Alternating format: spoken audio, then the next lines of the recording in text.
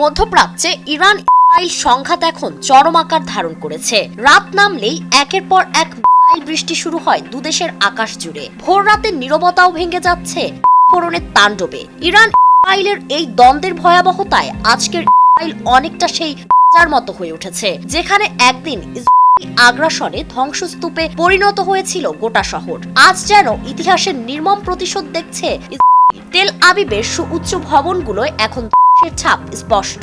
বিস্ফোরণে কেঁপে উঠছে রাজধানী জেরুজালেমও।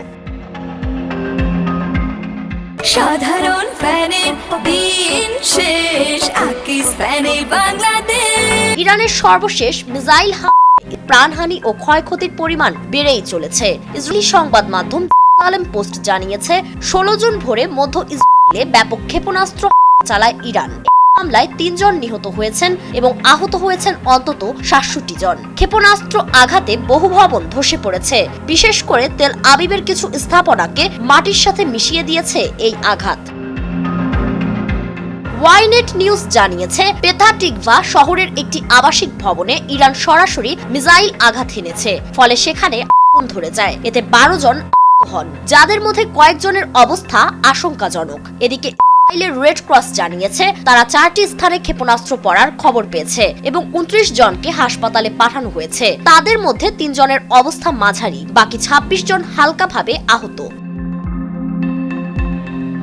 ইসরায়েলের সরকারি সম্প্রচার মাধ্যম কান জানায়, মধ্যাঞ্চলে কমপক্ষে 4টি স্থানে বড় ধরনের হামলা চালিয়েছে ইরান। এসব এলাকায় জরুরি সাইরেন বাজানো হয়েছে। ইসরায়েল ডিফেন্স ফোর্স সতর্ক করে জানিয়েছে, তাদের আকাশ প্রতিরক্ষা ব্যবস্থা পুরোপুরি সফল নয়, তাই প্রতিটি আঘাত ঠেকানো সম্ভব হচ্ছে না।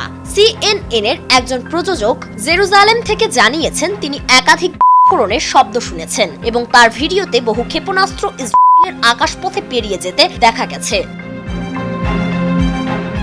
প্রতিরক্ষা বিশ্লেষকরা বলছেন, এ সংঘাত শুধু সীমিত কোনো হামলার মধ্যেই সীমাবদ্ধ নয়, বরং এটা দীর্ঘমেয়াদী যুদ্ধের ইঙ্গিত বহন করছে। কারণ ইরান এবার যেভাবে বড় আকারের মিসাইল ছুটছে, তাতে ইসরায়েলের উন্নত আকাশ প্রতিরক্ষা ব্যবস্থা দিয়েও সব হামলা প্রতিহত করা সম্ভব হচ্ছে না। এর আগে ইসরায়েল ইরানের বেশ কিছু পারমাণবিক স্থাপনায় হামলা চালিয়েছিল, যার ফলে ইরানের প্রতিরক্ষা মন্ত্রণালয়ের অবকাঠামো ও ক্ষেপণাস্ত্র ব্যবস্থাও ক্ষতিগ্রস্ত হয়। বিশেষজ্ঞরা মনে করছেন, দুই দেশের মধ্যে চলমান এই যুদ্ধ ক্রমেই বিস্তৃত ও ভয়াবহ রূপ নিচ্ছে। ইরান স্পষ্ট করে জানিয়ে দিয়েছে যে ইসরায়েলের প্রতিটি আগ্রাসনের জবাব তারা দেবে। অন্যদিকে ইসরায়েলও পাল্টা প্রতিশোধের প্রস্তুতি নিচ্ছে। ফলে মধ্যপ্রাচ্য এখন দাঁড়িয়ে আছে নতুন এক ভয়ঙ্কর যুদ্ধের সমীকরণে, যার পরিণতি গোটা অঞ্চলকে গ্রাস করে দিতে পারে।